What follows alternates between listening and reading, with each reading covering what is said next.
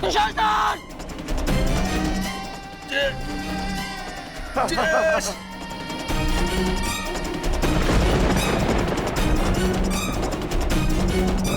ये सब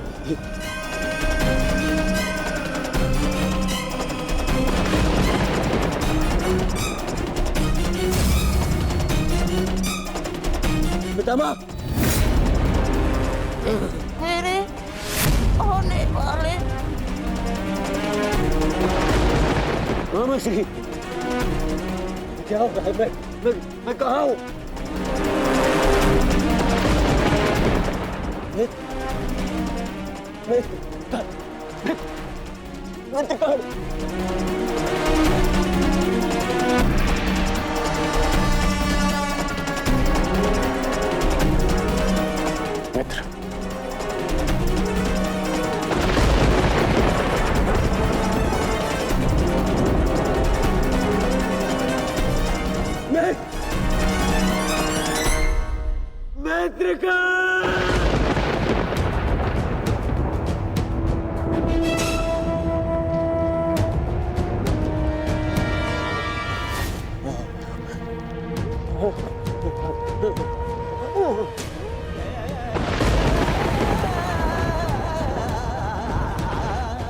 असंभव है ये, असंभव है ये। इसे तुमने ही तो संभव बनाया है दुर्योधन।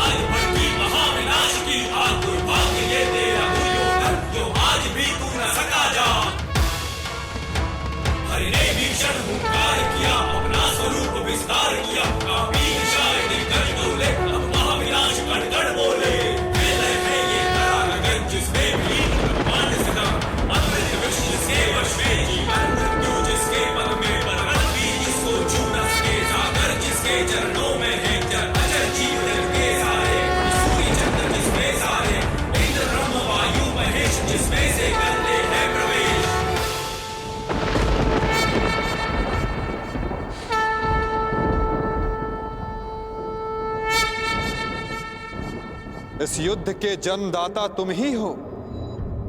ध्यान से देखो इसे, ये कुरुक्षेत्र है। ये तुम्हारे अहंकार का परिणाम है दुर्योधन।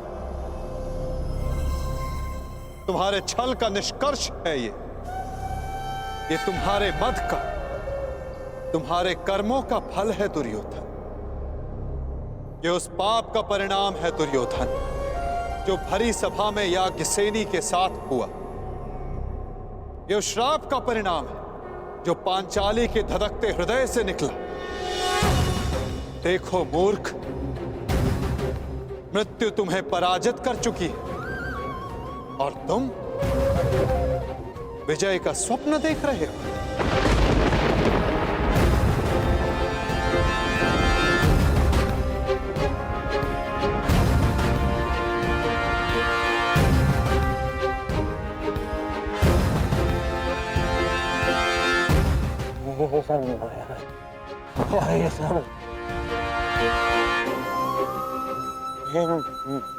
माया है। माया नहीं दुर्योधन, तुम्हारे कर्मों की छाया है ये। यही तुम्हारा भविष्य है, यही तुम्हारा प्रारब्ध, यही अंत है कुरुवंश का। युद्ध की चाह थी ना तुम्हें, महाविनाश देखने की इच्छा थी तुम्हें। ठीक है, युद्ध मिलेगा तुम्हें, महाविनाश देखोगे तुम। तुमसे पहले भी बहुत अहंकारी आए और उनका भी अंत मैंने इसी प्रकार किया। मनुष्य क्या, मैं तो सौर मंडल का सृजन और विनाश करता हूं। देखना चाहोगे तो देखो।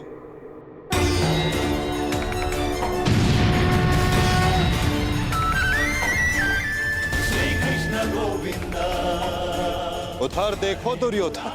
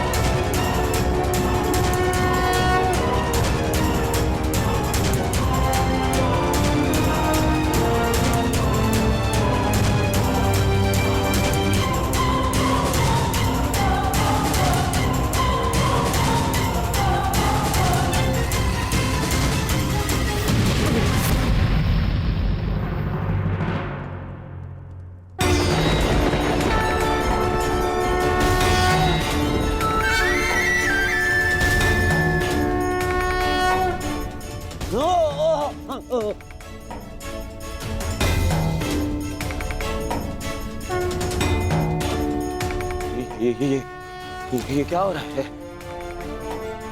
नहीं, ये सब मिथ्या है। ये मिथ्या है। ये मिथ्या तुम्हारा अहंकार है दुर्योधन। मिथ्या ये सभा है। सत्य तो वो है जो तुम कभी समझ ही नहीं पाए। वो सत्य जो मैंने अभी तुम्हें दिखाया।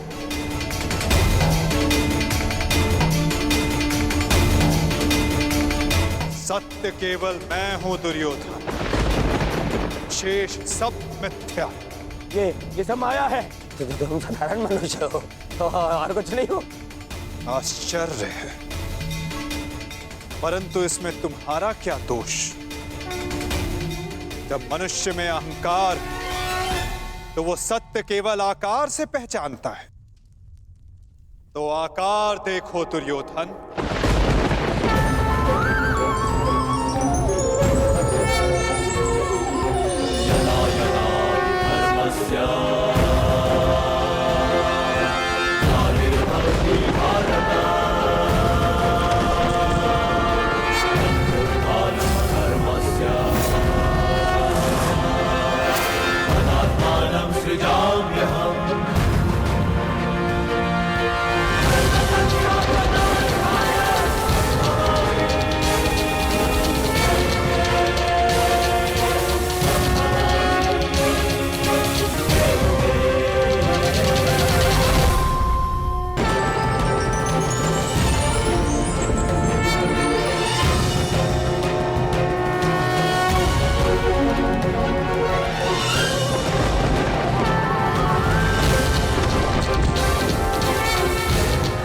मैंने शांति दी दुर्योधन, और तुमने स्वीकार नहीं की।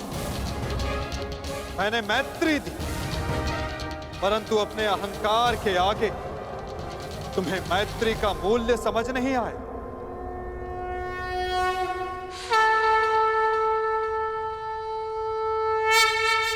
मैं प्रेम लाया था, परंतु तुमने युद्ध मांगा दुर्योधन। तो सुनो, अब युद्ध होगा।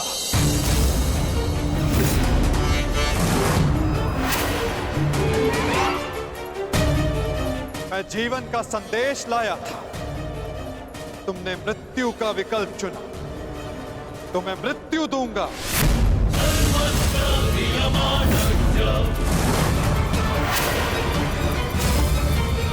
तुम्हें अनुमान नहीं दुर्योधन कि यह युद्ध कितना भयंकर होगा। महासंहार होगा। पापियों के प्रत्येक भागीदार का अंत होगा ये महाभारत।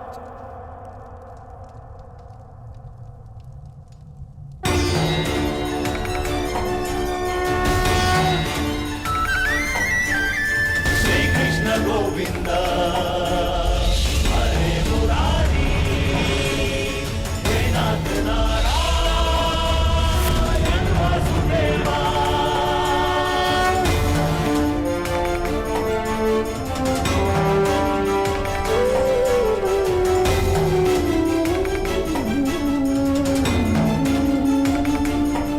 अश्वत्थामा! हे नाथ नारायण वासुदेवा, श्री कृष्ण गोविंद हरे मुरारी। हे नाथ नारायण वासुदेवा, श्री कृष्ण गोविंद हरे मुरारी। बाण संधान करो पार्थ, मुक्त करो राधे को। हरे मुरारी, हे नाथ नारायण वासुदेवा, श्री कृष्ण गोविंद हरे मुरारी। हे नाथ नारायण वासुदेवा। सभा में इतनी शांति क्यों है? कोई बताएगा मुझे, आखिर हो क्या रहा है?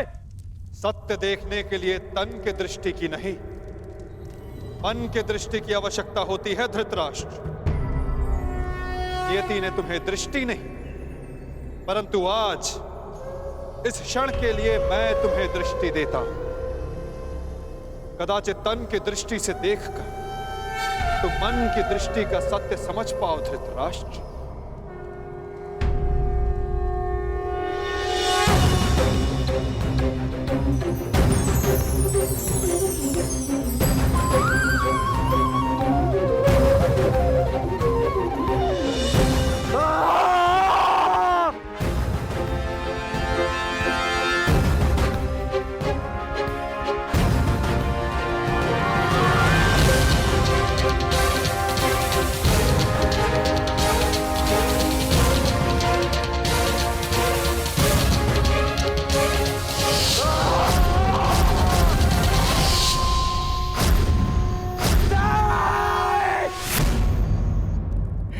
चाहिए ये दृष्टि मुझे, वापस ले लो। ये क्या अनर्थ दिखा दिया मुझे वासुदेव, ले लो, वापस ले लो।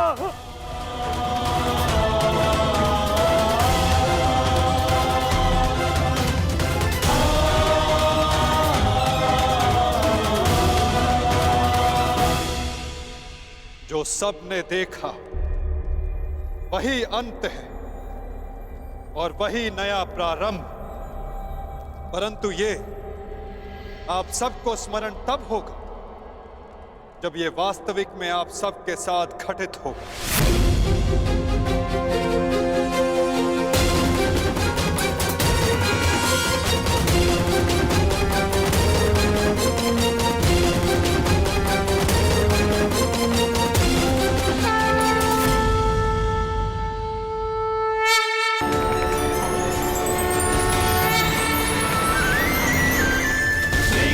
गोविंद हरे मुरारी, हे नाथ नारायण वासुदेवा।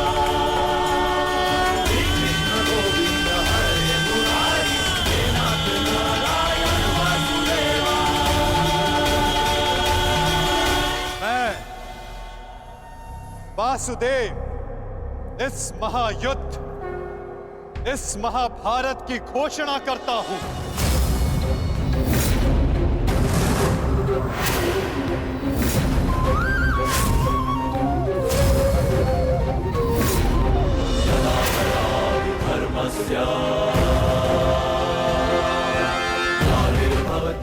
स्मरण रखना दुर्योधन, तुम्हारे इस अभिमान के साथ साथ तुम भी इस धरा पर ऐसे गिरोगे कि कभी उठ नहीं पाओगे। इस महाहिंसा, इस महाविनाश के उत्तरदायित्व का बोझ तुम अपने साथ दूसरे लोक लेकर जाओगे दुर्योधन।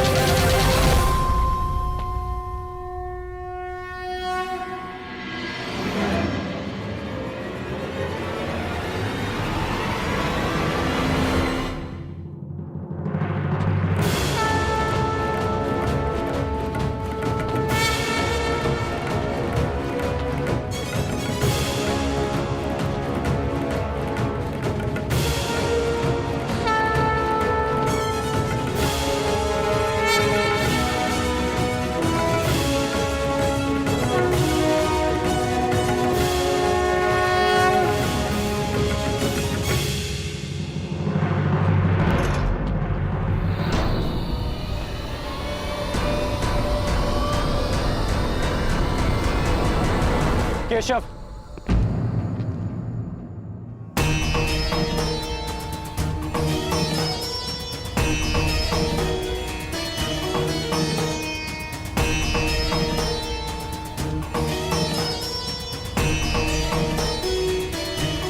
मुझे सदा से भान था कि आप साधारण मनुष्य नहीं हैं।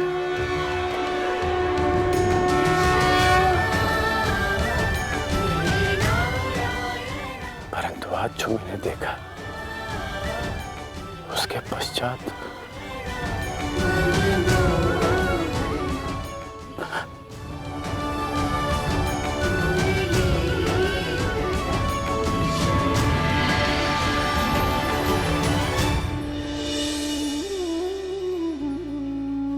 मेरे साथ आओ मित्र। ये स्थान अब वार्ता करने के लिए उचित नहीं रहा। यहां शब्दों का कोई मोल नहीं। यहां शब्द केवल सुने जाते, समझे नहीं जाते। आओ मेरे साथ।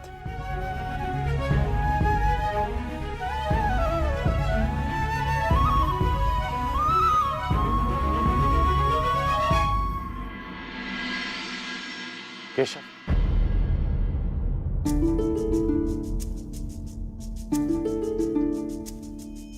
शांति न्याय एक बार आप मेरे सारथी बने थे,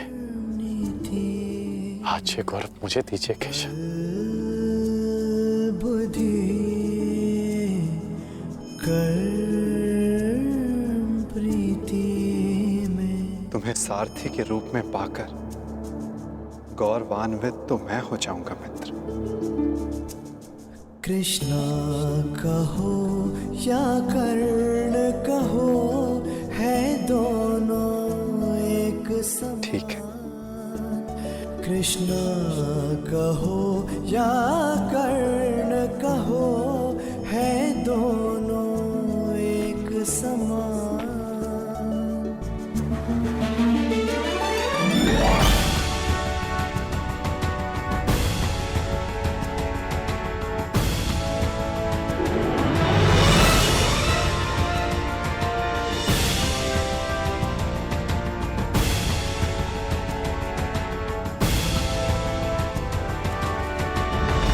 कह दो मित्र, जो कुछ भी तुम्हारे मन में। आप ही पढ़ लीजिए ना केशव, कि क्या है मेरे मन में। मैं तुम्हारा मन पढ़ सकता हूं मित्र, परंतु जैसे कि मैंने पहले भी कहा था, मुझे तुम्हारे मुख से सुनना अच्छा लगता है। अब कह भी दो मित्र, क्या है तुम्हारे मन में? इस समय जो मेरे मन में चल रहा है वो ये है कि आपने मुझे पांडवों के पक्ष में आने का प्रस्ताव दिया था। हाँ, और तुमने उस प्रस्ताव को अस्वीकार कर दिया था। हाँ, परंतु मैंने कभी नहीं सोचा था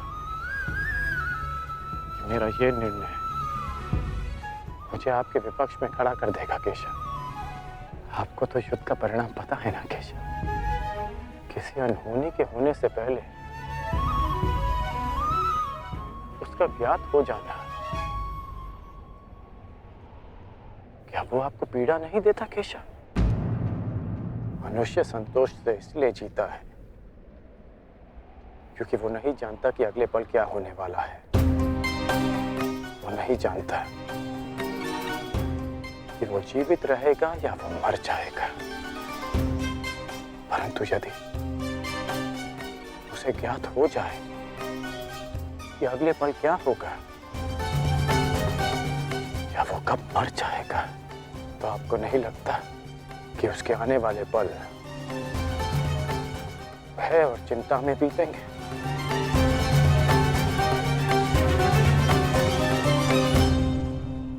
ये सोच पर निर्भर करता है अंगराज। यदि मनुष्य को अपना अंत ज्ञात हो तो हर वो क्षण जिसे हम व्यर्थ करते हैं, उन क्षणों को जिया भी जा सकता है। इस नदी को देख रहे हो, इस बहती नदी को पता है कि अंततः इसे सागर में जाकर मिल जाना। अधिक ज्ञान पीड़ादायी नहीं होता मित्र। अधिक ज्ञान उचित निर्णय लेने में सहायता करता है। यदि तुम्हें भी भूत और भविष्य का कुछ अधिक ज्ञान होता तो कदाचित तुम भी अधिक न्यायपूर्वक निर्णय कर पाते। आपका मंतव्य यही है ना कि पांडव उचित हैं और दुर्योधन अनुचित?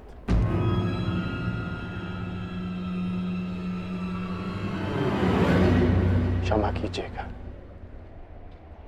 परंतु मैं आपकी इस बात से सहमत नहीं हूं।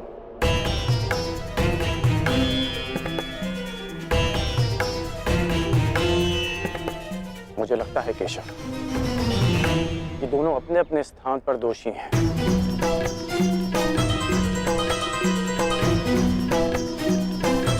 और इसी कारण से दोनों अपनी अपनी दृष्टि में निर्दोष और सही हैं। यदि दोनों ही दोषी तो तुम निष्पक्ष क्यों नहीं हो जाते मित्र? क्योंकि मुझे लगता है कि दुर्योधन युधिष्ठिर से कहीं अधिक सक्षम शासक सिद्ध होगा। इतने अधर्म करने के पश्चात भी? हाँ, क्योंकि वो युधिष्ठिर की भांति धर्मराज होने का ढोंग नहीं करता। आप ही बताइए केशव कि जिसने स्वयं की पत्नी को दांव पर लगा दिया हो, जिसने द्यूत के कुचक्र से निकलकर स्वयं को द्यूत में फिर से फंसा लिया हो, वो कैसा धर्मराज?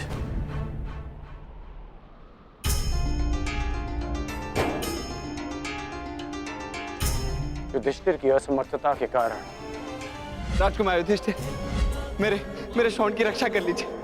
मेरा अनुज मृत्यु की भेंट चढ़ गया।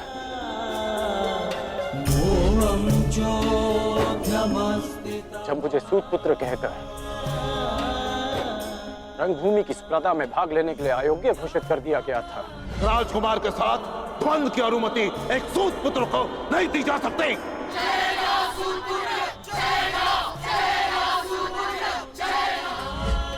तब भी धर्मराज का धर्म मौन था। ऐसे में दुर्योधन ने मेरा हाथ थामा, जिसे आप अधर्मी कहते हैं। आज मैं अंगराज हूं, परिवर्तन के लिए खड़ा हूं, वो केवल दुर्योधन के कारण केशव। मैंने कहा था ना, यदि तुम्हें तनिक अधिक ज्ञान होता तो तुम उचित निर्णय ले पाते मित्र।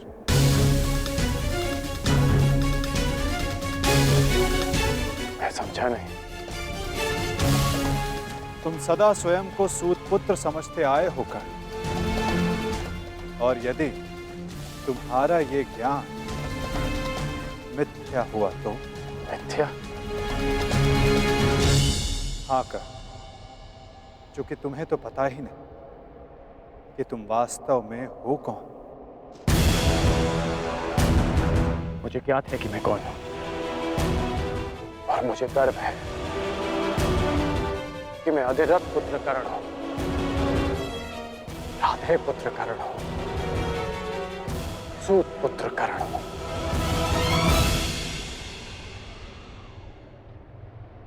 तुम राधे नहीं हो अंगराज, तुम अधिरथ पुत्र नहीं, तुम सूत पुत्र नहीं।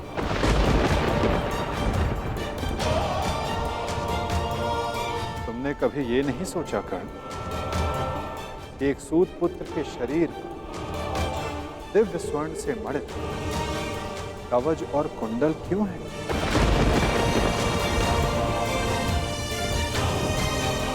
तुम्हारे मन में यह प्रश्न कभी नहीं उठा कि एक साधारण से सारथी के पुत्र के पास ये कवच और कुंडल क्यों है?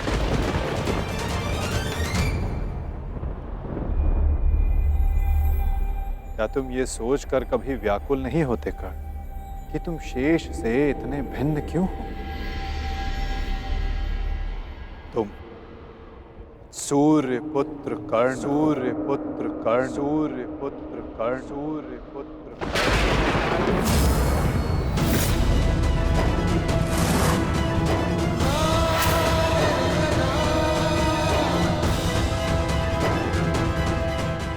स्वयं सूर्य नारायण के अंश हो तुम कर्ण।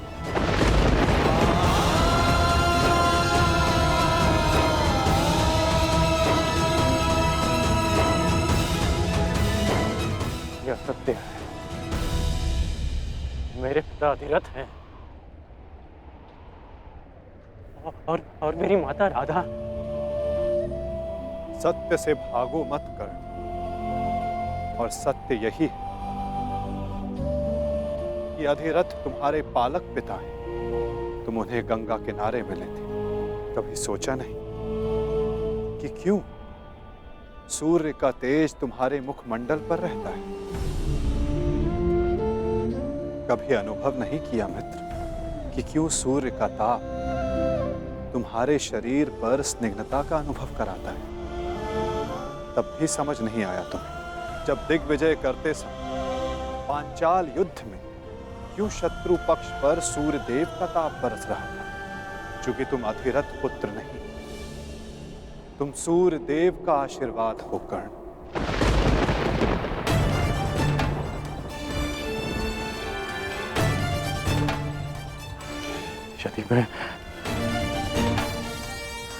पिताश्री को गंगा किनारे मिला था तो मेरी माता को कर्ण, अपनी माता से बहुत पहले से भेंट करते आ रहे हो तुम कर्ण। चूंकि रक्त सदा रक्त का सम्मान करता है।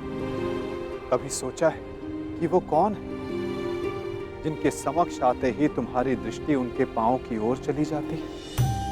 वो कौन है जिनसे हर युद्ध से पूर्व उनका आशीष लेने का तुम्हारा मन करता है? कौन है कर्ण जो सदा तुम्हें अपने पुत्रों के समान प्रेम करती है? वो कौन है जिनकी आंखें तुम्हें देखते ही भर आती हैं? अर्जुन से द्वंद्व होने के पश्चात भी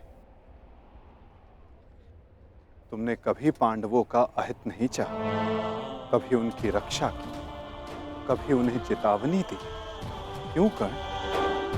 इसलिए नहीं कि तुम न्याय चाहते थे, अपितु इसलिए कि तुम्हारी धमनियों में बहता हुआ रक्त तुम्हें पुकार रहा था।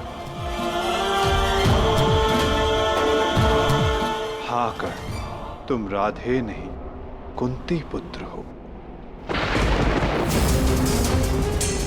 पांडवों के ज्येष्ठ। हाँ कर्ण, बुआ कुंती ही तुम्हारी माता है और तुम उनके ज्येष्ठ पुत्र।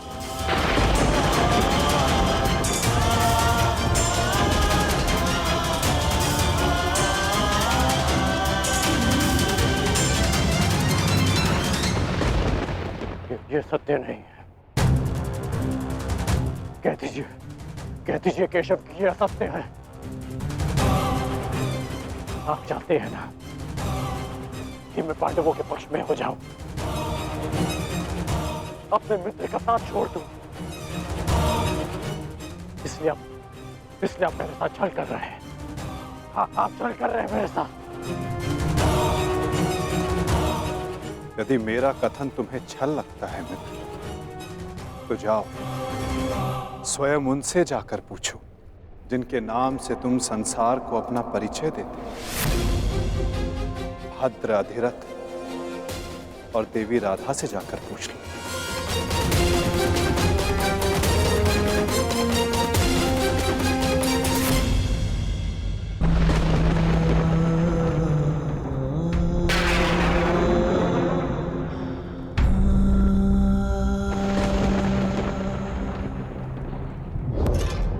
आ गए? उचित समय पर पहुंच गए। आओ भीतर आओ।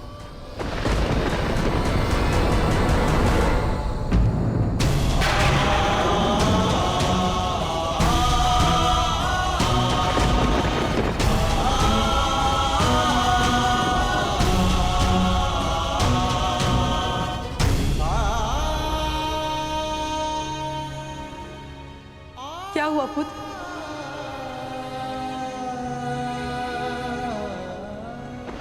तुम राधे नहीं हो अंगराज, तुम सूर्य पुत्र कर्ण हो।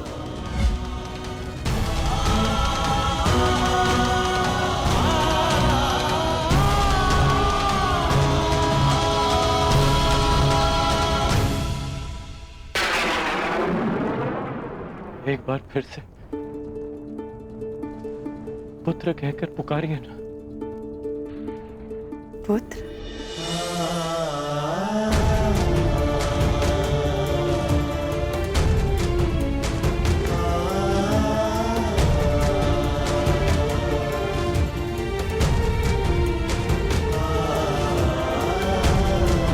क्या हुआ पुत्र? तुम इतने व्यथित क्यों हो? क्या हुआ? मैं व्यथित था अपने ही माता। मैं समझ गया कि ये वासुदेव का खेल है। वो मेरे साथ खेल खेल रहे हैं माता। खेल? कैसा खेल? क्या विनोद किया केशव ने? बहुत भारी विरोध किया उन्होंने। उनका कहना है कि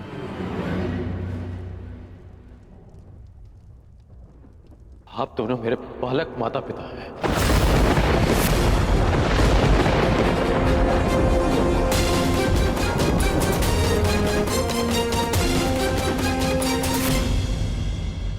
मैं पिताश्री को गंगा तट पर मिला था।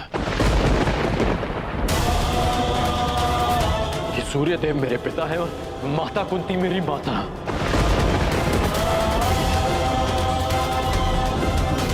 परंतु मुझे विश्वास है कि यह असत्य है।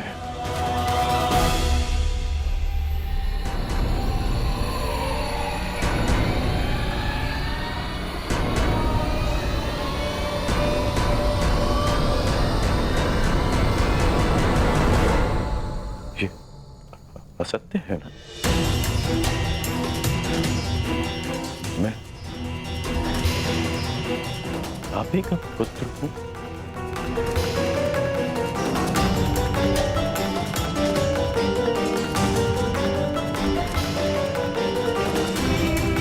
मैं आप ही का पुत्र हूं ना?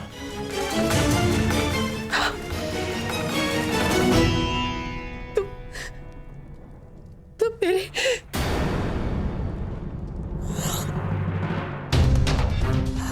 क्या हुआ माता?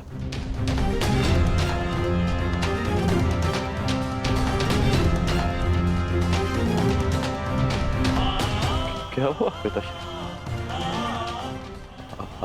आप दोनों मौन क्यों हैं? कहिए ना कि आप ही मेरी माता है। कहिए ना कि मैं आपका पुत्र हूँ। कहिए ना कि आप मेरी माता है। कहिए ना कि आप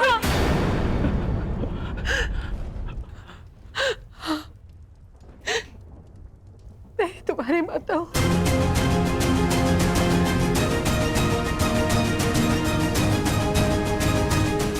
परंतु दात्री नहीं।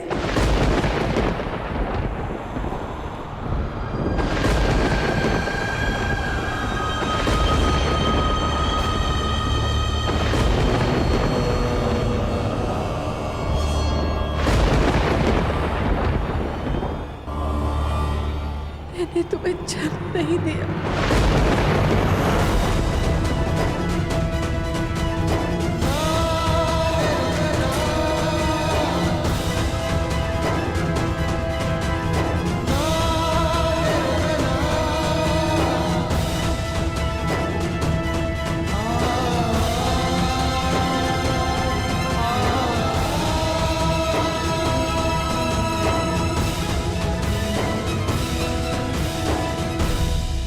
इतने वर्षों से हमने तुमसे ये सत्य छुपा कर रखा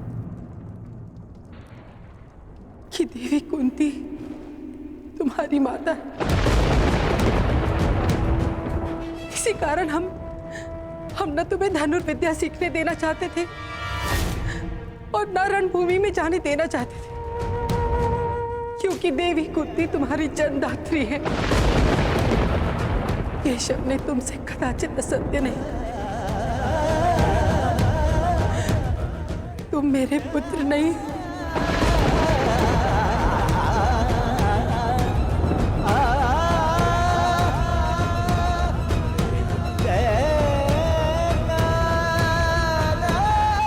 मैं तुम्हारी माता नहीं हूं।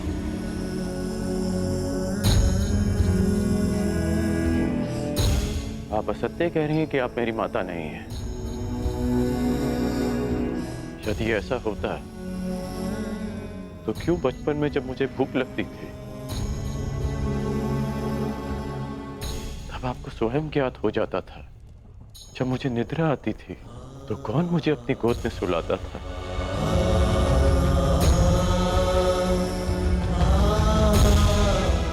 आप ही ना। जब मैं शिक्षा पूर्ण कर घर वापस लौटा तो आपको बिना ज्ञात हुए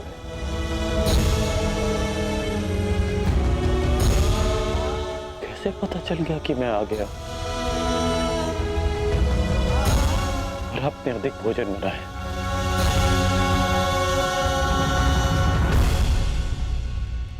क्यों मेरे राज्याभिषेक पर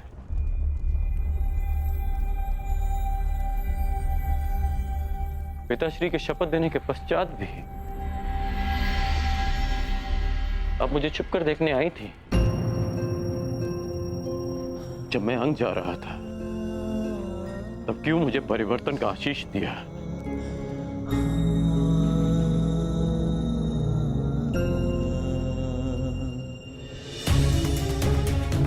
क्यों असत्य कह रही हैं आप मुझसे? इसीलिए ना कि मैं इस युद्ध में भाग ना लूं। ठीक, मैं इस युद्ध में भाग नहीं लेता। मैं सदा ही आपके चरणों में बैठा रहूंगा। मैं यहां से कहीं नहीं जाऊंगा। बस इतना कह दीजिए कि आप ही मेरी माता। कह दीजिए।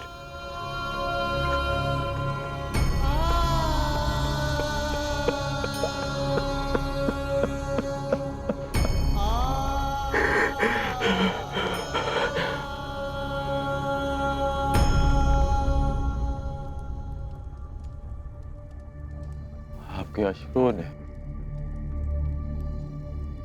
और आपकी चुप्पी ने सत्य सामने ला दिया। अधर्मं च लोभं च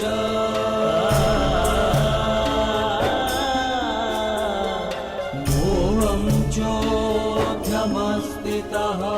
धन्य है आप।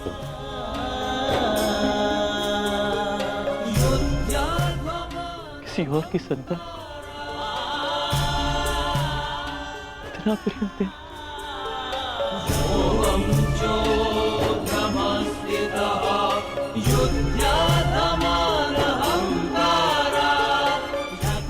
मैं आपका रण कभी नहीं उतार पाऊंगा।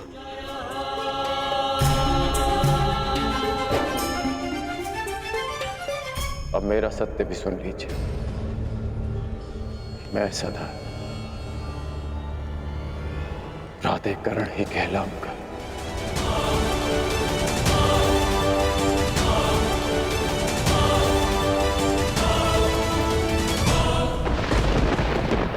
सदा प्राधिकरण ही कहलाऊंगा।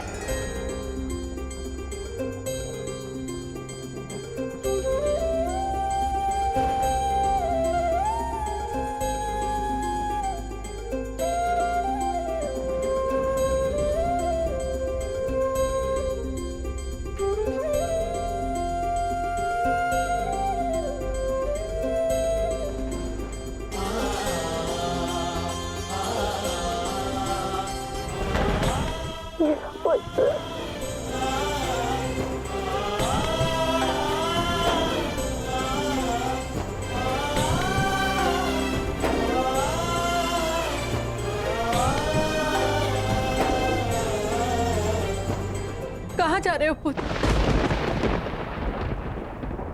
उनके पास जो मेरे प्रश्नों से भयभीत होकर छिपकर बैठे हैं।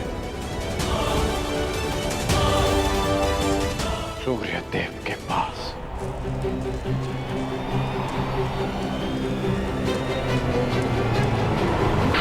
मेघों के आवरण से बाहर निकलिए सूर्यदेव। अब आप मुझसे और नहीं छिप सकते। मेरे समक्ष आइए सूर्यदेव। जीवन के आरंभ से हर प्रातः मैंने आपको तर्पण किया, उसके लिए बाहर आइए। मैंने सदा आपका सम्मान किया, उसके लिए बाहर आइए। आपके कारण जो मेरा अपमान हुआ, उसके लिए बाहर आइए। एक कवच कुंडल मुझे देकर भी मेरे मन को जो भेदा है आपने, उस पीड़ा के कारण बाहर आइए।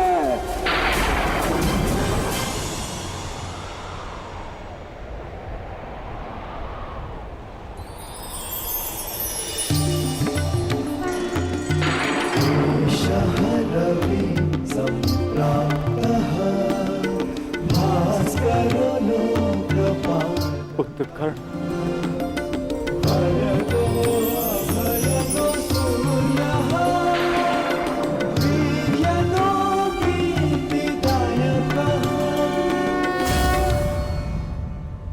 ये तो मैं जान गया कि मैं आपका पुत्र हूं। आगे कहिए सूर्यदेव। पुत्र मैं विवश था, तुम्हारे जन्म के लिए भी और तुम्हारी पहचान छिपाने के लिए भी। महर्षि दुर्वासा ने देवी कुंती की सेवा से प्रसन्न होकर उन्हें यह आशीर्वाद दिया कि वो जिस भी देवता का आवाहन करेंगी वो उन्हें पुत्र देंगे। देवी कुंती बालिका थी, उन्हें लगा कि कहीं ये वरदान मिथ्या तो नहीं, और उन्होंने खेल खेल में मुझे ये आह्वान दिया और वरदान से विवश होकर मुझे उन्हें अपना अंश देना पड़ा।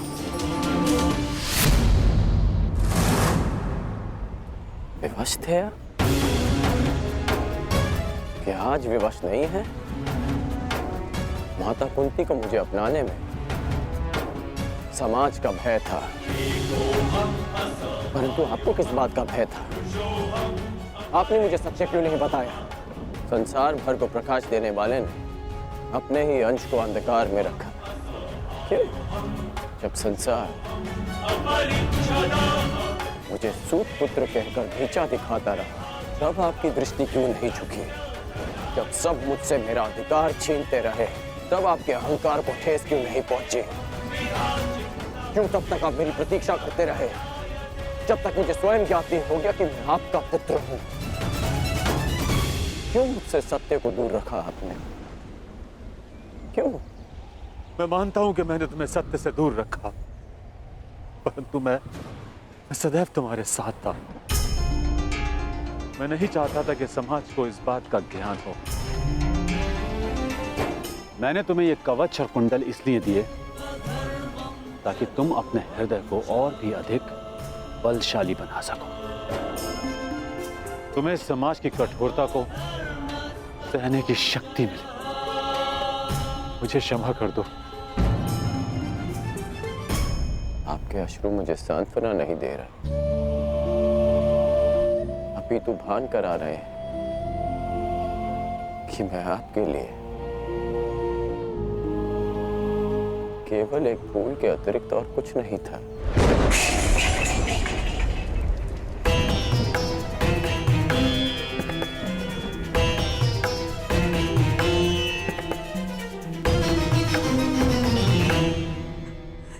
हे ईश्वर, मेरे पुत्र की सहायता करना।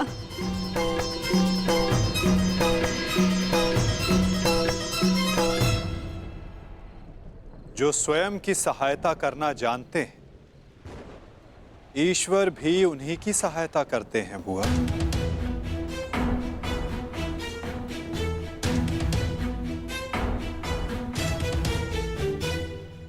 मैं सदा आपकी पूजा करता रहा, आपको तर्पण देता रहा, और भविष्य में भी मैं ऐसा ही करूंगा। मैं सदा आपका सम्मान करूंगा, क्योंकि मेरे लिए आप सदैव सबसे शक्तिशाली रहे। मेरा मन मलिन है आज, परंतु मेरे मन में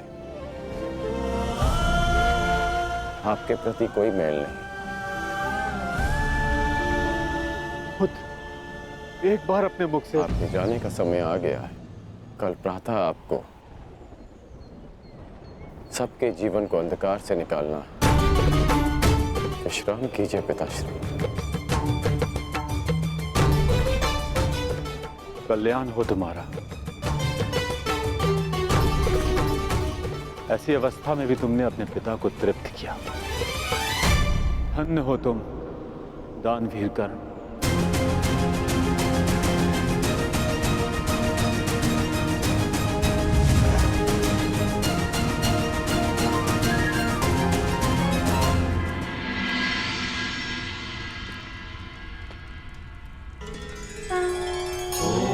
अब आप और कितना व्यथित रहेंगी बुआ? आप अपने कर्मों को संसार से छिपा सकती हैं, परंतु अपने कर्मों के फल को आप स्वयं से और कितना छिपाएंगी? अपने कर्मों का सामना प्रत्येक को एक ना एक दिन करना ही पड़ता है बुआ। परंतु उसका सामना कैसे करूंगी? क्या कहूंगी उसे इसके समक्ष आकर?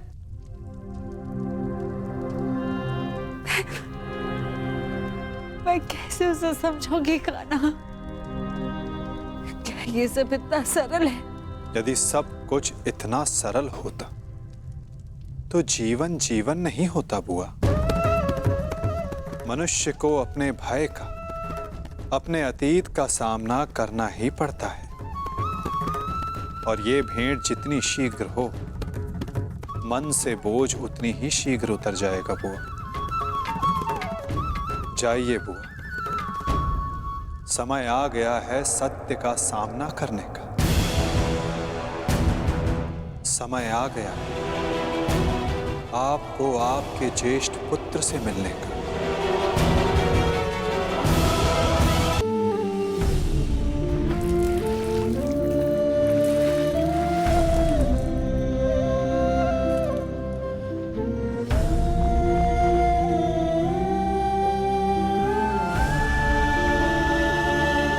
दान चाहिए पुत्र, दोगे?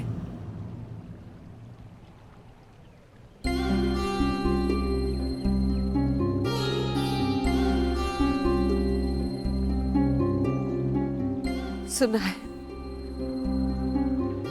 प्रातःकाल सूर्य को अर्घ देते समय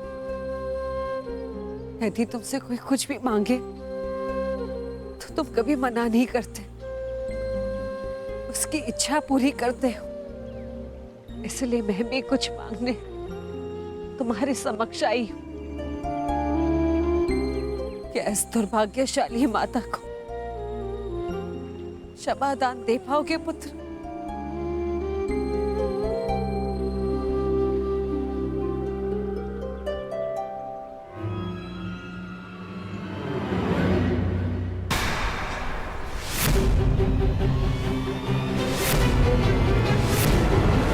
क्षमा प्रार्थी तो मैं हूँ राजमाता। राजमाता ऐसा मत कहो पुत्र। क्यों?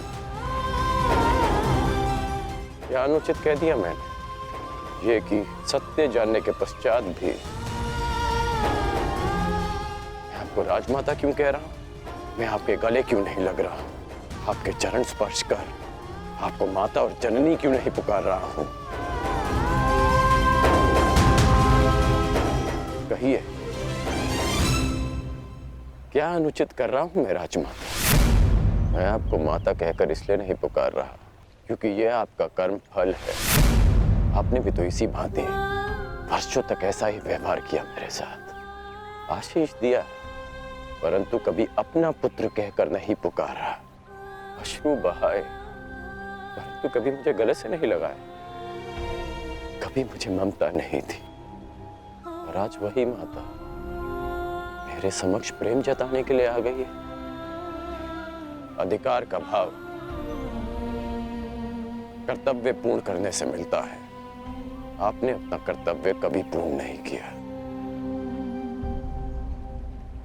आज अधिकार जताने क्यों आ गई? मुझ पर आरोप लगाने से पूर्व मेरी व्यथा तो सुन लो पुत्र। मैं विवश थी जब तुम्हारा जन्म हुआ, मैं अविवाहित थी पुत्र। क्या करती मैं? मुझे तुम्हें त्यागना पड़ा। विश्वास मानो पुत्र, अनजाने में हुए अपराध का बोझ मैं आज तक अपने कंधे पे लिए हूँ।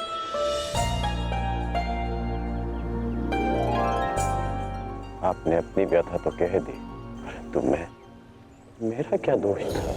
एक बालक जिसने अपनी आंखें भी पूरी तरह नहीं खोली थी, उसके जीवन में आपने सदा के लिए अंधकार कर दिया। एक नवजात को गंगा माँ की भेंट चढ़ा दिया आपने। क्या आपने ये भी नहीं सोचा कि वो जीवित रहेगा या वो मर? कि यदि वो बच गया तो संसार उसे किस नाम से पुकारेगा? समाज उसे कितने ताने देगा कि उसका जीवन जीते जी नरक बन जाए? ये भी नहीं सोचा आपने? गंगा में इसीलिए बहाया ना क्योंकि गंगा मां पाप धोती है। मैं आपके लिए पापी था ना, केवल एक पाप, एक अभिशाप, जिसे आप गंगा में बहाकर भूल गई। आश्चर्य की बात यह है कि कभी आपने मुझे खोजने का प्रयास नहीं किया, कभी ये जानने का प्रयास नहीं किया कि मैं जीवित हूं या मर गया। आपको पता है कि जब भी मैं आपके समक्ष आता था, आपको प्रणाम करता था, तो एक विचित्र स्नेह, एक अनोखा बंधन अनुभव करता था मैं। क्या आप कभी ऐसा अनुभव नहीं करती थी? तुम मेरे ही पुत्र हो। इसका ज्ञान मुझे रंगभूमि में हुआ, परंतु फिर भी आप मौन थी, ये जानने के पश्चात में आप समझा कि तब आपके समक्ष एक और प्रश्न आकर खड़ा हो गया कि युवराज पद की होड़ में प्रदा कर रहे अपने सारे पुत्रों को कैसे बताएं कि जिसके कुल का वो अपमान कर रहे हैं वो उनका ज्येष्ठ भ्राता है। हस्तिनापुर के समक्ष ये सत्य कैसे बताएं कि मैं आपकी प्रथम संतान हूं। बोलिए राजमाता, ये आज अचानक क्या हो गया? ऐसा मत कहो पुत्र। मैं नहीं चाहती कि मेरे पुत्र एक दूसरे का रक्त बहाए। मुझसे सहन नहीं होता पुत्र, मुझसे सहन नहीं होता। समझ गया कि आप यहाँ मेरे लिए नहीं, अर्जुन के लिए आई। कि आप मुझसे क्षमादान मांगने नहीं, अर्जुन का जीवन दान मांगने आई।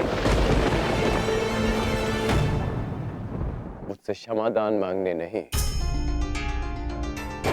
अर्जुन का जीवन दान मांगने आई। आप यहाँ इसलिए आई कि मैं अर्जुन का वध ना करूं। ऐसा मत कहो पुत्र। मैं नहीं चाहती कि मेरा कोई भी पुत्र एक दूसरे का वध करे।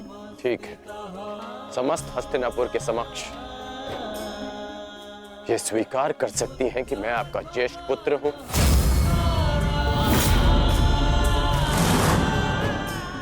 पता था मुझे कि कोई उत्तर नहीं मिलेगा। मेरे जीवन पर अनेक बार संकट आया, तब आपकी ममता नहीं जागी, परंतु आज जब अर्जुन के जीवन पर संकट आया, तब आप अपनी लज्जा, अपना सम्मान सब भूलकर मेरे पास आ गए।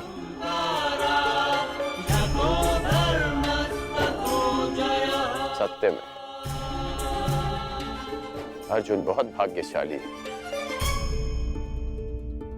कि उसे आपकी ममता मिली। मैं भले ही अर्जुन को युद्ध के द्वंद्व में हरा दूं, परंतु आज उसने मुझे ममता के द्वंद्व में हरा दिया। तुम्हारी अपराधी नहीं हूं मैं। अब इस अपराध बोध को और मत बढ़ाओ। इस युद्ध में भाग मत लो पुत्र। अपने अनुजों से युद्ध मत लड़ो पुत्र। बस एक बार कह दो कि तुम मेरे पुत्र हो। कर्ण, हाँ, मैं आपका पुत्र हूं।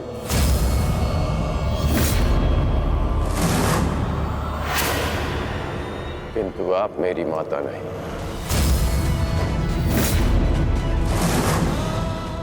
सदा स्मरण रखिएगा राजमाता कि इस सूत पुत्र की माता का नाम राधा है। मैंने अवश्य कौंतेय बनकर जन्म लिया, परंतु संसार मुझे सदा राधे कर्ण के नाम से जानेगा। मैं सूर्य पुत्र कर्ण हूं, किंतु मेरे पिता का नाम अधिरथ है। मुझे स्वयं को सूर्य पुत्र के स्थान पर सूत पुत्र कहने में अधिक गर्व अनुभव होगा। आप माता हैं अर्जुन की, सभी पांडवों की, क्योंकि आपने उन्हें पाला पोसा बड़ा किया, प्रेम दिया, और आश्चर्य की बात तो ये है कि आप आज भी उन्हीं की माता बनकर इस सूत पुत्र राधेकरण के पास आई हैं, ये आश्वासन पाने कि आपके पुत्र सुरक्षित रहें। मेरे द्वार पर आए किसी भी याचक को रिक्त हाथ लौटने नहीं दे सकता मैं। राजमाता, मैं आपको रिक्त हाथ लौटने नहीं दूंगा। मैं वचन देता हूं कि इस महाभारत के पश्चात आपके 5 पुत्र जीवित रहेंगे, केवल 5। यदि अर्जुन ने मेरा वध किया तो भी, और मैंने अर्जुन का वध किया तो भी। यदि अर्जुन मेरे हाथों वीर गति पाता है तो मैं सब कुछ छोड़कर आपके पास आ जाऊंगा। मैं वचन देता हूं कि अर्जुन के अतिरिक्त आपके किसी पुत्र का वध नहीं करूंगा मैं।